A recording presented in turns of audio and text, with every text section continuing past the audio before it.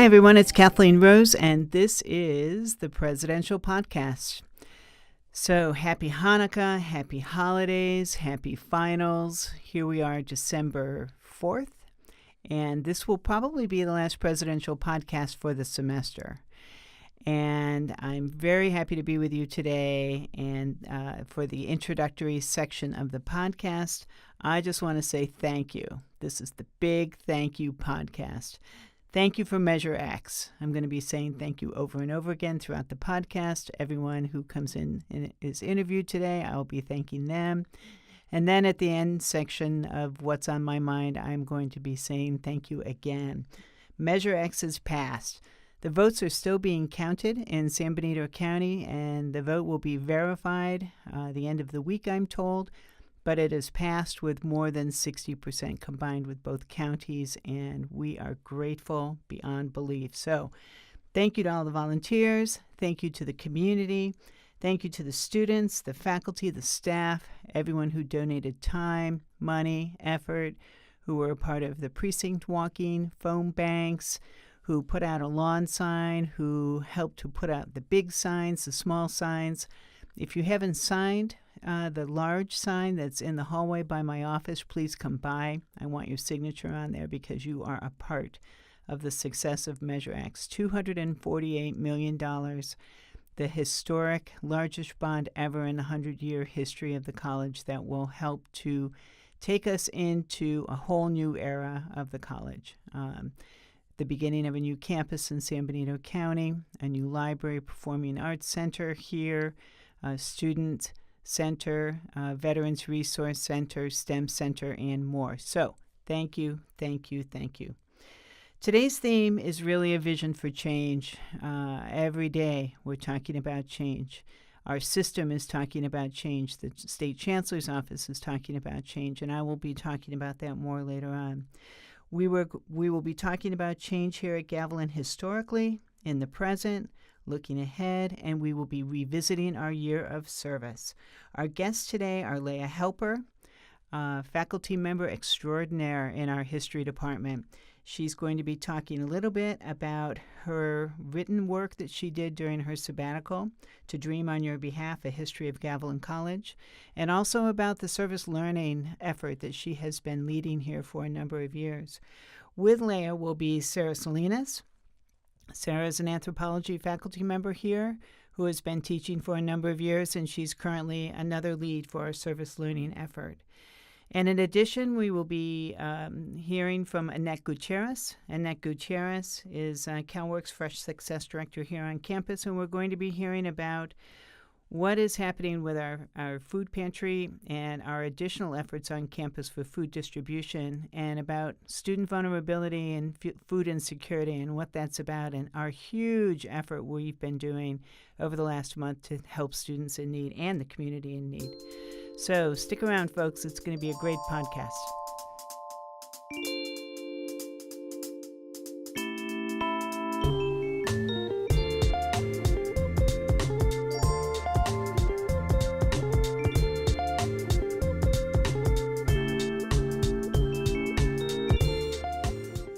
Okay, welcome back to the Presidential Podcast, and I'm happy to welcome into our spacious podcast booth Sara Salinas. Sara is a faculty member in the anthropology department, and she's our lead right now in our service learning program. So welcome, Sara, to the podcast. Thank you very much for having me.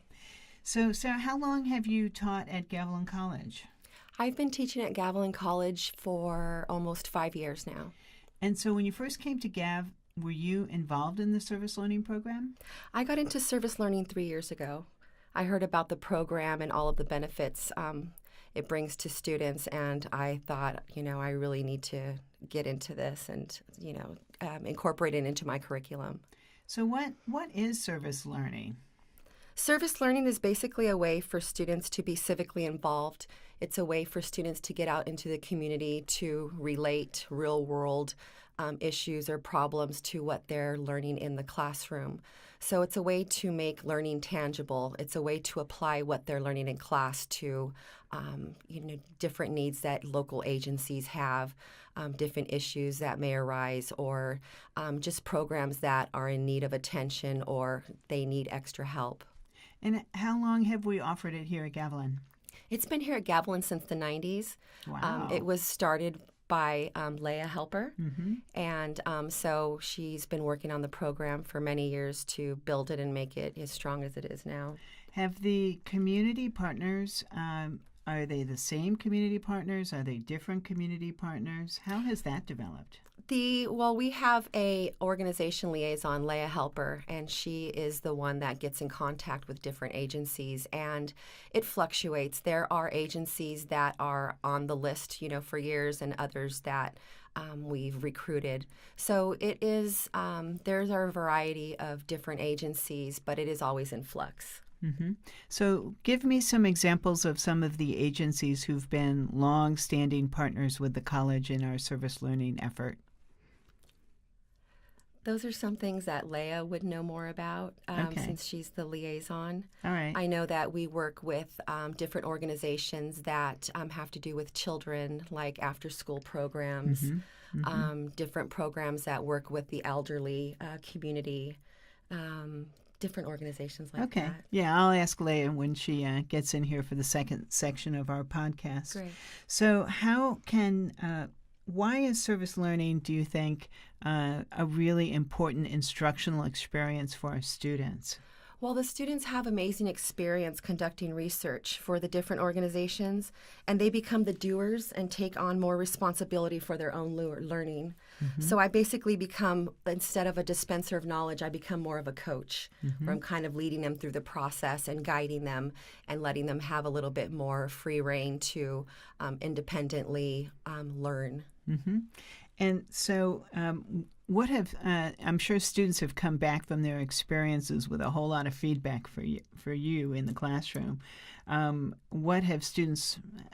have been, some of their reflections along the way? What have students said to you? Oh, I've gotten really good feedback. Just the experience of going out in the real world, conducting research, taking responsibility for their educations, just a lot of positive feedback. It's empowering for them. I'm sure. It's great experience to be out in the field. I've had students who have moved on to four-year colleges that tell me that they were ahead of the game when it came to doing research because they already had this experience, this background. Yeah, absolutely. Just a lot of personal growth. How can other faculty members get involved in service learning if they want to incorporate it in the classroom in the future?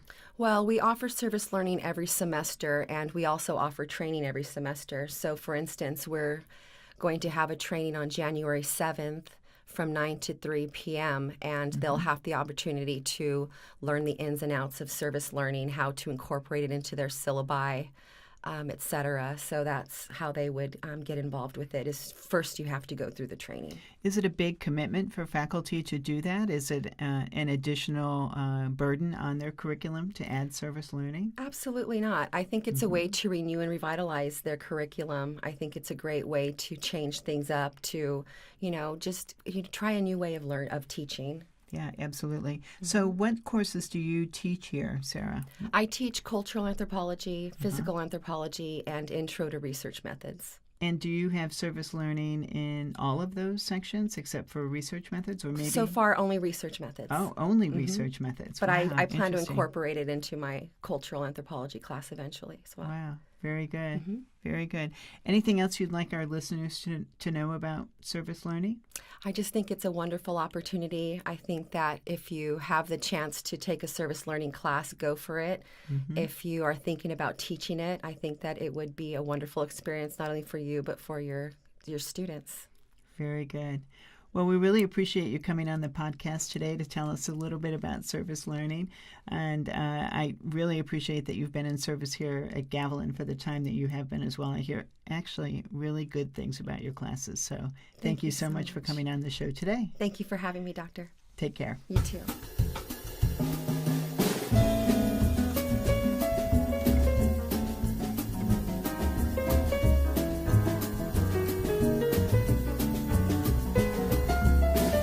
So welcome back to the podcast. I am very honored and delighted and thrilled to have Leah Halper in the podcast room with me this morning for a conversation about two things.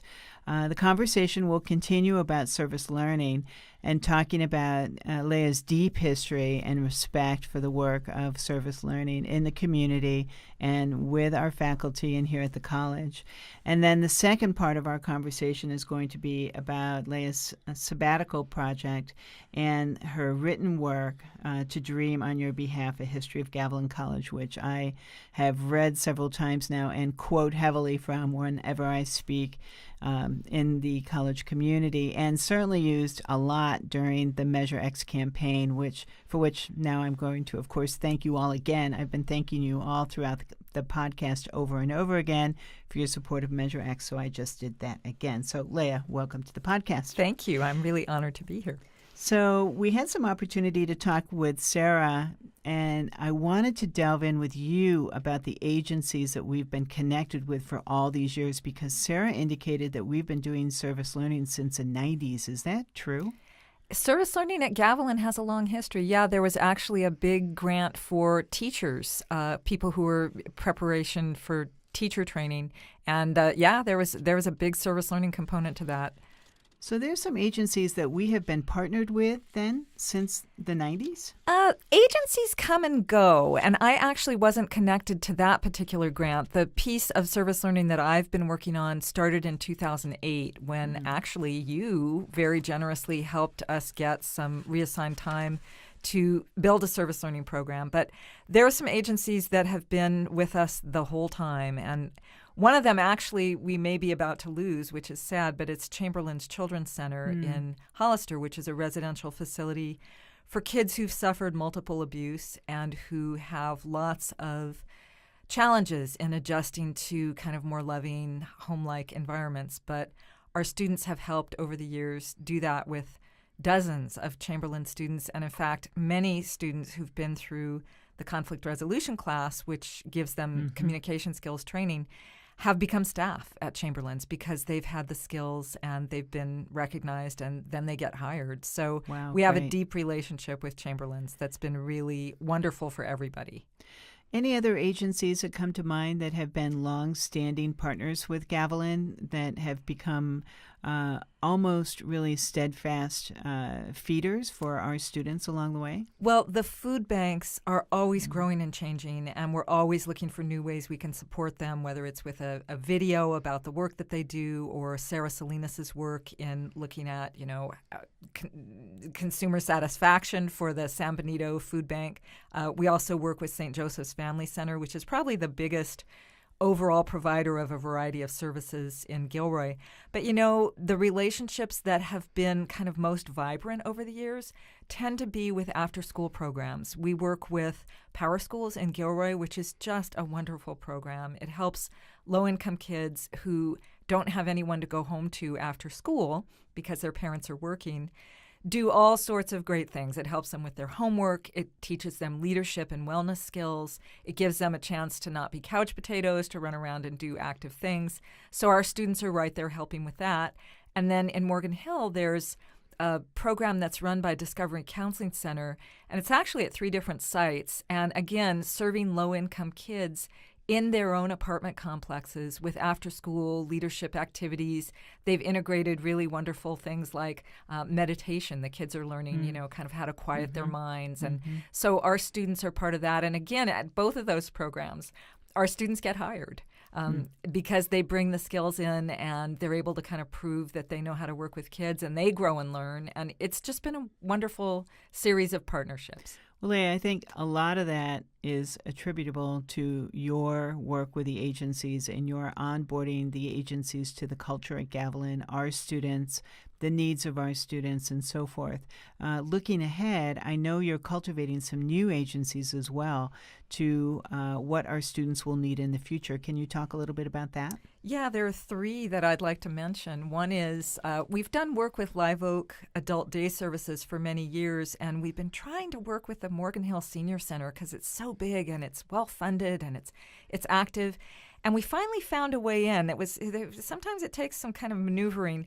And I'm particularly happy because it's the first time an ESL class has collaborated, and the ESL students went and spent time and got to know some of the seniors, and then they did interviews with the seniors. It's a life skills class for ESL, and they talked to the seniors about their ideas about life skills. So it was this wonderful way that seniors could share some of their wisdom with younger people, and it was successful. It was really nice, and now we have a relationship with the people in Morgan Hill at the Senior Center that we want to continue. And then another one that I'm really happy that we've been able to serve is a Salinas-based organization that recently has started to expand in Hollister. It's called Sun Street Centers, and they do rehabilitation and drug and substance abuse recovery programs. And we were already working with the people who were in their recovery program. And Gavilan students have a lot to offer. You know, they do fitness, and they're teaching conflict resolution skills. And then we were really amazed and inspired and awed when they told us, well, your students are doing really well, and we think that we would like to also have them work with the women who are way more at risk in the actual rehabilitation program. So we have 2 conflict resolution skills students this semester teaching women who are in recovery. I mean, they're having a hard time. They're teaching them communication skills to resolve and prevent conflicts. And then the last kind of new agency, and it's not really new and it's not really an agency, but we're kind of looking more and more at our own campus. The work that Annette Gutierrez is doing with food insecurity, we really want to support that. So I'm looking for teachers who might be able to help with the just-in-time food distribution and for, publicizing that at other times. We're very excited because some students are working for the first time with students in Cheryl Brown's guidance class. Students who are developmentally disabled are being helped by a couple of the conflict resolution students who are just kind of helping communicate, listen to them, hear whatever needs to be heard in order for the students in the class to kind of focus. And then the last one, which I'm really excited about, and we're developing it as we speak, is after looking at some of the Me Too movement's arguments, some of the things that women are talking about in terms of their experiences at work and also in college situations. We're talking to our Intro to Women's Studies professor, Angela Castillo, and our History of Women professor, Miranda Baker, and then Dr. Nicholas Park, who teaches the Sociology of Gender class. And we brought on Peter Ruck, our institutional researcher, to look at maybe doing a gender equity survey appropriate to Gavilan that could be presented. A final project for all of these classes, which would work on it together, would be to bring it to the Board of Trustees and present the findings. And with Peter's help, we think that they will be statistically significant findings that may suggest some directions or some improvements for the campus. And then the really exciting thing about it is that once we have experience doing this once with our own campus, it can be repeated on campus, or we can also ask other institutions in our community whether they would like students to come in and do basically a gender equity audit at their own institutions. And there's a kind of a parallel possibility. There's something called LGBTQ Pride, which is a national movement to audit campuses for their LGBTQ friendliness, and that might also be something that we adopt and offer here and then maybe elsewhere. So it will really provide a social justice imprint into the service learning curriculum as well. It's been there from the beginning, but it's maybe a time of life and a time of history to make that very explicit. Yeah, absolutely. And it could also align itself with some public policy type curriculum that I've been interested in bringing into the college as well. Oh, boy. Well, we have to talk. Yes, it could. And of course, the new social justice studies major, we're kind of trying to use that as a way to reach students on these projects. But yes. Wow. Okay.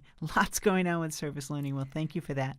So, all right. So let's switch gears and let's talk about your sabbatical project. So you gave me an advance copy, so I really appreciate having an advance copy of your work before it went live, and we were able to distribute it around to people. So to dream on your behalf, A History of Gavilan College was a labor of love and beyond, because I know you began this with your previous sabbatical and now completed it.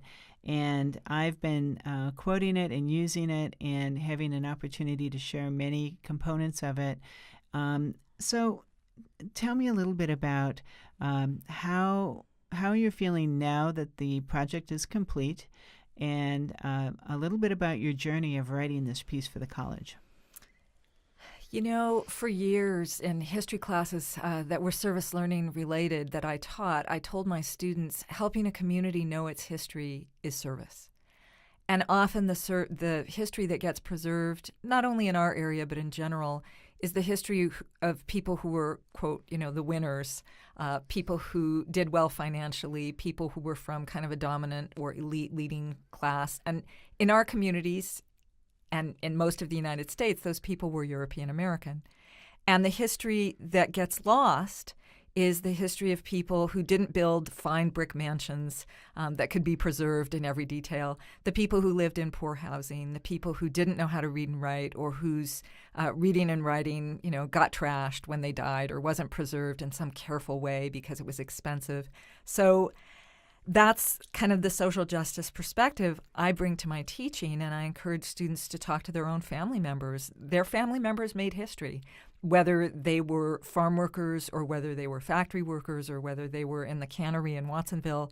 That's all important history for our area. And so, at some point, teaching this, you also start wanting to do it. So in 2003, I started some interviews, and I'm so glad I did, with a number of people who were key to founding the college as Gavilan College in the early 1960s, and who since are no longer available. And so I had that basis, and I wrote a history based on it, but I knew it wasn't done. I knew it might not even be correct, that I hadn't had time to really check the way a good historian double checks facts. So with the centennial coming up, I saw an opportunity to do something that I wanted to do that the college also needed, which was to go back and do a better job, and a more complete job and a more inclusive job.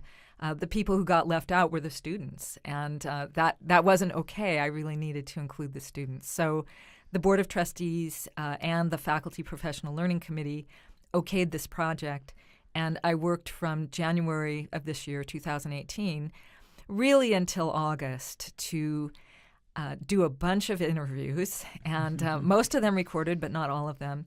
And then some very, very tedious research in the San Benito County Historical Library room. And I have to tell you, it's only open one day a month. Wow. So if you miss that day, although they were very nice, and at least once a volunteer kind of opened it for me quietly so that I could come in on another day, but it's a whole day of looking through newspapers. I bet. Yeah.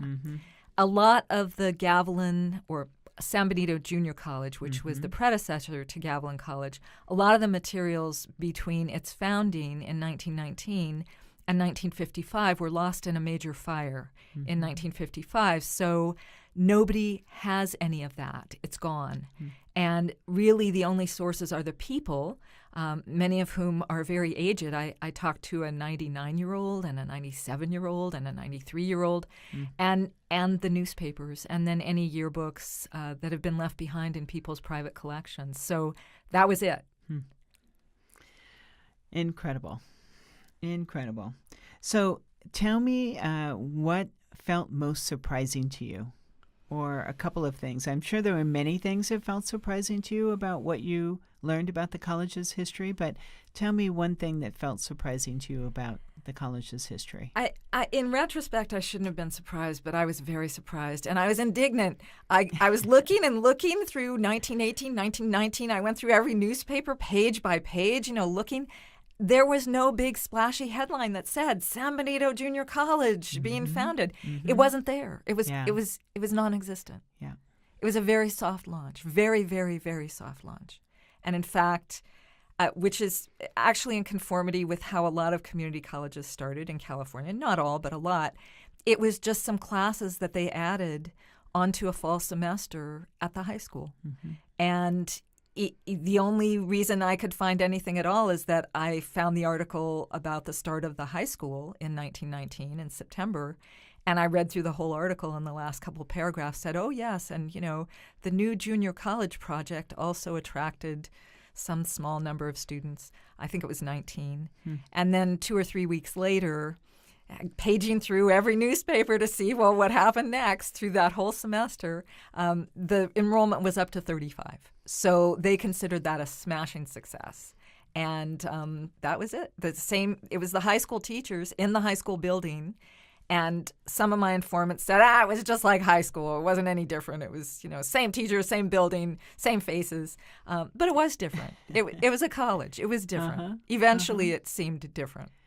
So I have quoted from that section of your work over and over and over again about the soft launch, and then have talked about the first graduating class of 1921.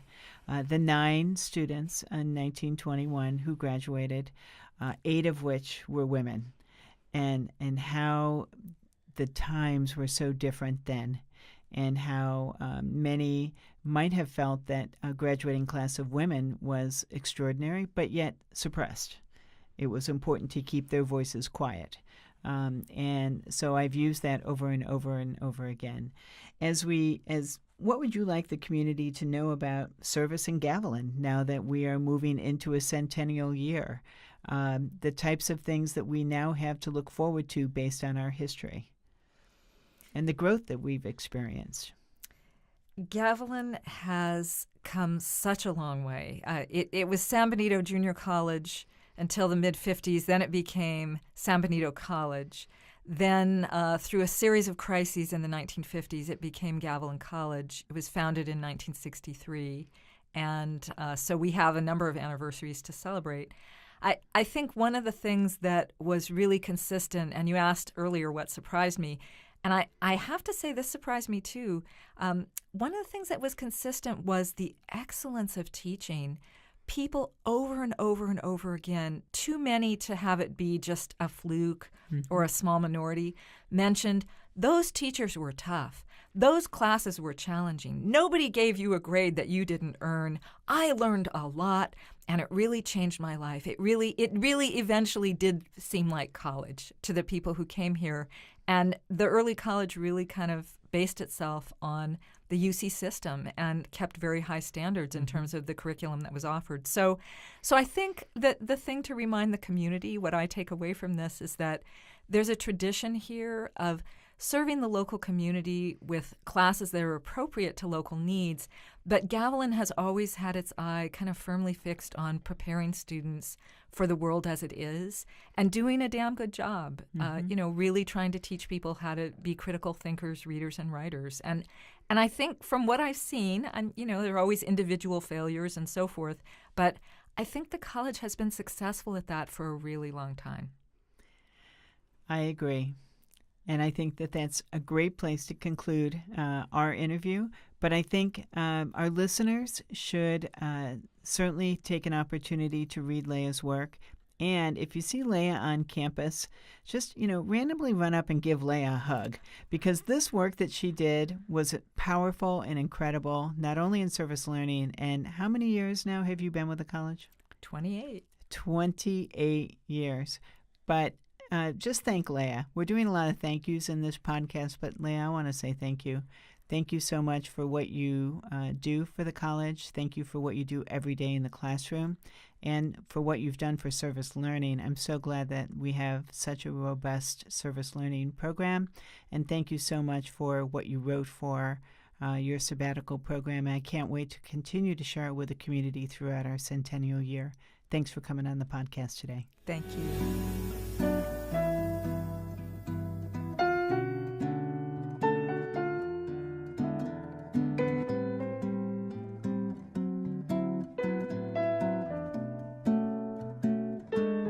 Okay, so welcome back to the podcast, and I'm happy to welcome Annette Gutierrez here to our spacious podcast suite. And so Annette is the supervisor of CalWorks and Fresh Success Program. And Annette, welcome to the show. Thank you for having me.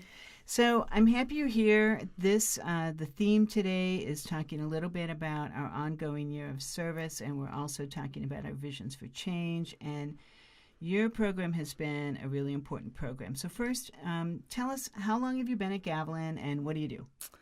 Well, my time here at Gavilan actually started as a student back in 2002. But as an employee, I've been here for going on 13 years. Wow, 13 years. A lot longer than me. And so I know you started here as a student. Are you an alumni of Gavilan as well? I am. Wow, fantastic. What did you get your degree in? Business. In business. But you went on and got your undergraduate degree in what? Business management. And where did you go to school? San Jose State. And then you went on and got an MSW, correct? I did. And where did you do that? San Jose State as well. All right. And while you were doing your MSW, you did an internship here, right? I did. And what was that internship about? It was a combination of providing resources and information to the campus community and also serving clients through discovery, serving them with mental health services. So you have always had an interest in providing more for our students. You've always had an interest in trying to seek out resources for our students and try to find out where they are in the community and bring them here. I know that about you. Yes. Absolutely. Okay. Even as a student, I think that's where it first started. Yeah. When I realized my own needs and the needs of my peers. And my dream was always to have a one-stop shop here. And I think we're starting to build that. Yeah, we're definitely starting to build that. So you have been such a strong leader in bringing resources here, and it's been a quiet revolution. You've done it on your own with your staff. Now that you're in a management leadership position, I've been really impressed with the work that you've done. So start by telling us about Fresh Success in that program. Okay. Well, first, thank you for that. Yes. Fresh Success is an amazing program, and it would not have actually been possible without Susan Sweeney. She is a visionary. Absolutely. And fearless one, but she has taught me a lot. So with her leadership back in, I think 2014, we started talking about Fresh Success. And the idea of Fresh Success is to serve students who are receiving CalFresh, and that's food stamps, as many of us know it, in a similar way that we serve CalWork students, so providing those above and beyond supportive services. This is a unique population because they're children of families that receive CalFresh benefits. You know, they're 18-year-olds, 19-year-olds. They're seniors in some cases, so 60s, 70s even. Wow. And everywhere in between. Students who have children, who don't have children, who have had amazing careers, but life has happened to them and they find themselves in a spot where they need assistance and they're back here trying to find their way through the educational system and making ends meet. And so Fresh Success provides hope and an opportunity for these students to complete their academic dreams and goals with a little bit of help. We provide textbook assistance, transportation assistance, housing assistance, PG&E assistance, vehicle repair assistance, just to help them get by. I love the idea that the first thing on the list that you just said was hope. Hope comes in first, and then the wraparound services just to provide enough impetus to be able to garner that hope and instructionally provide them with the idea that they have confidence to be able to move forward, to take steps forward, to be self-sustaining in their life is an incredible service. So it's a great thing. Absolutely. So you've built upon that.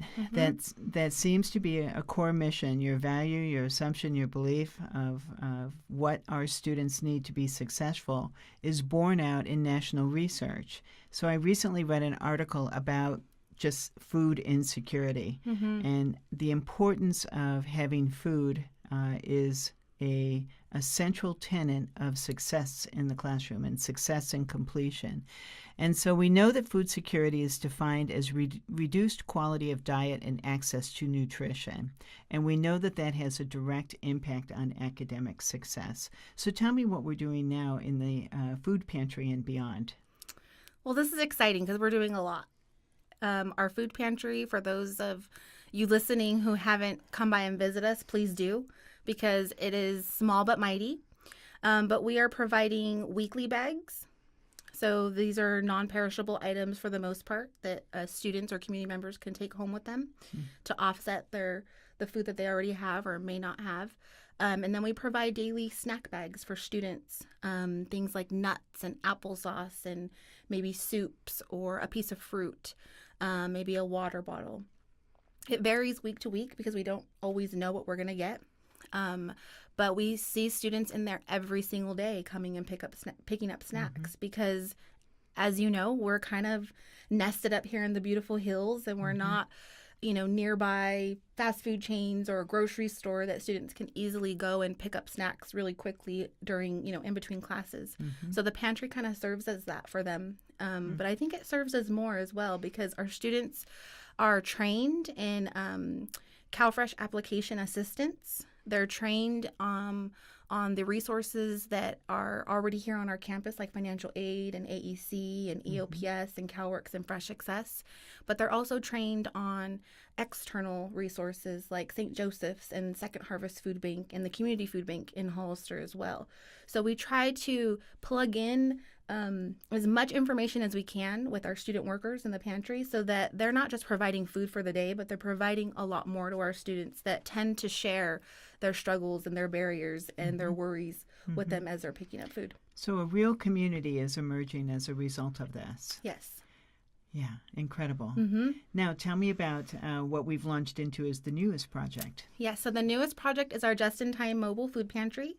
That happened in September. That happened quite quickly, although we dreamt it for the last probably year or so. Yes. But then it just kind of all came together, and we launched it in September. And to my surprise, I don't know why I was surprised, but I was very pleasantly surprised at how successful it was. And that is literally just in time kind of says it all. It's in that moment we have, over 13,000 pounds of food that's delivered within about an hour. And we set up this pop-up kind of shop, and we have all these volunteers from all over our campus community.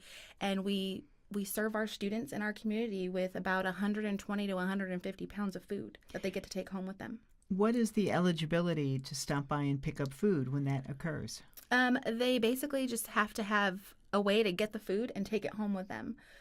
They do sign an information sheet, or they give us some information about them just so we can track where, who we're serving, how many people, and then a contact number so that in the event there's a recall or something, we can contact them. But there's no paperwork required. They just have to show up. Will that be continuing through the spring semester?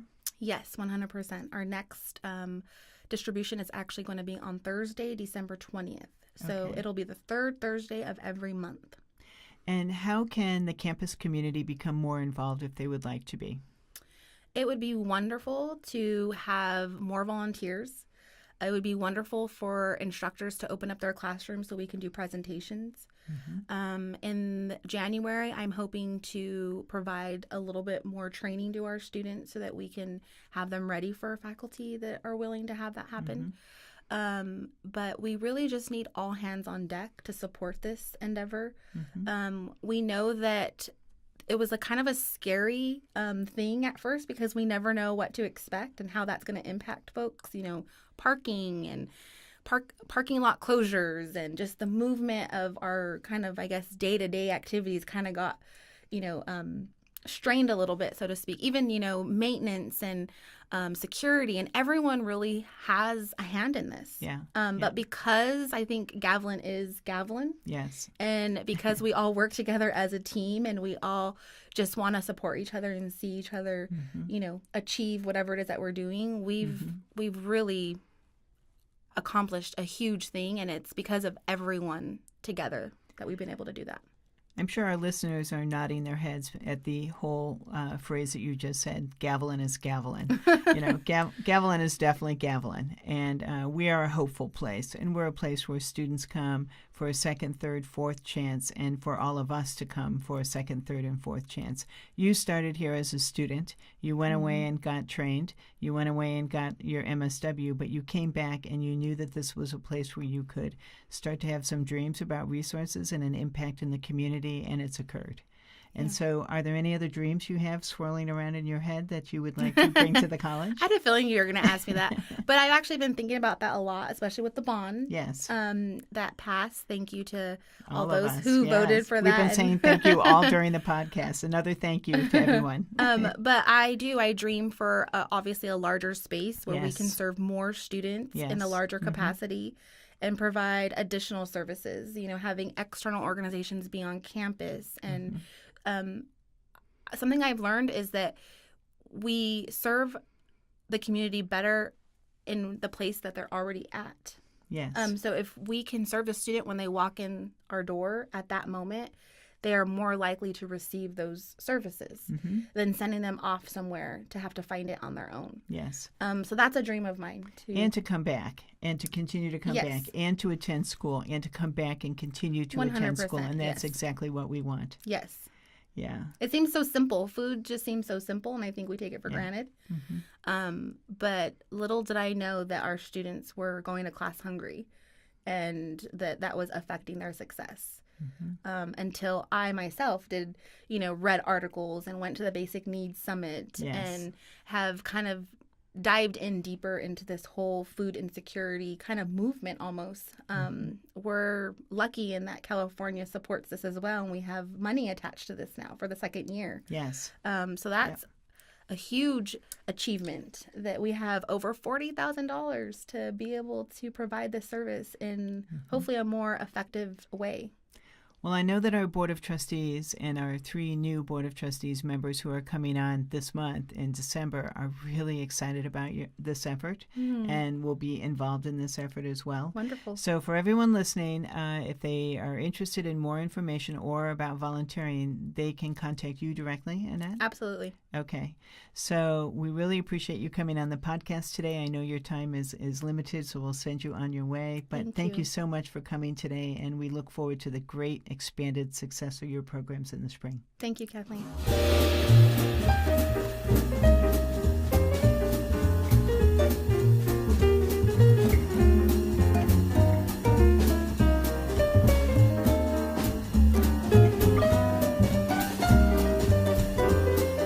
Okay, we're back for the Presidential Podcast, and we're going to wrap up with the segment that you've grown to know about what's on my mind. So again, as we wrap up the year, a big thank you to all of you for your participation in Measure X. So you're going to be hearing so much about the next steps in Measure X as we put together our Citizens Oversight Group in January and February, and you start to hear about the rollout of the projects that are affiliated with Measure X, and you start to hear about the construction projects and how the funds will be spent, that all of the voters in the counties that we serve, the communities that we serve, will be spent in the years ahead. Remember, those projects are closely aligned with our Educational Master Plan and our Facilities Master Plan, which are available online. So this podcast has been about service and has been about change. And a couple of podcasts ago, I talked about the Board of Governors' vision for success. And if you go on the Chancellor's Office website, which I always encourage you to do, you can read about the Board of Governors' vision for success. And at the Academic Senate meeting, at the department chairs meeting, and anywhere on campus where I can talk to faculty and students and classified members and staff, I'm echoing the work of the Board of Governors' vision for success.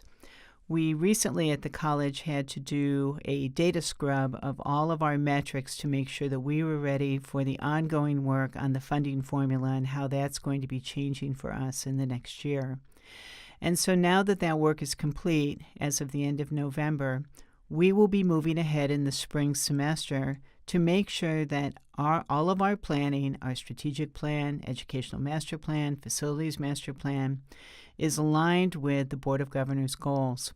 We have until May 2019 to assure that we have an in-depth campus conversation about how we are meeting the Board of Governors' goals. That vision for change, the goals set forth by the very ambitious Chancellor and many of the Board of Governors, requires a combination of strategies and a coordinated effort of the entire system of the California community colleges. And there's a few goals that are really going to be our common core conversation. And the first goal is to focus relentlessly on the end goal for our students. And that really is looking at how our students are completing their degrees. The second goal will be to always design and decide with the student in mind. And as you know, we continue to work on guided pathways and have many conversations about meta majors and how we're putting that together for our students in our curriculum. And you'll be hearing more about that in 2019 as well. The third goal is to pair high expectations with high support. With our wraparound services like you heard today with the food pantry and Fresh Success, we will continue to provide as many support services as we can for our students so that they can achieve. The next data point, the next goal has to do with the use of data, inquiry, evidence, to make sure that we know exactly where our students are tracked in our system and to ensure that we allow our students to transfer and complete, get a degree and certificate according to their timeline, and that we can make sure that we are providing qualified counseling and services along the way and not guesswork. And it's going to be more and more important for us to make sure that we are finite in that and not just making suppositions about that. The fifth goal, in alignment with the Board of Governors' vision for success, is to take ownership of goals and performance. And that really means that we are going to continue to adopt a solution-oriented mindset to those things that we can control in our metrics and in our data. We want goals to motivate our students and provide direction to us as an administrative team and not be punitive. And that's a new direction for us and a better direction for us. And the sixth goal is to enable action through thoughtful innovation, which will include all of you. Certainly as we make instructional decisions, administrative decisions, and student services decisions, we want those student outcomes to continue to improve, and you'll be involved in those conversations. And lastly, we want to work on partnerships.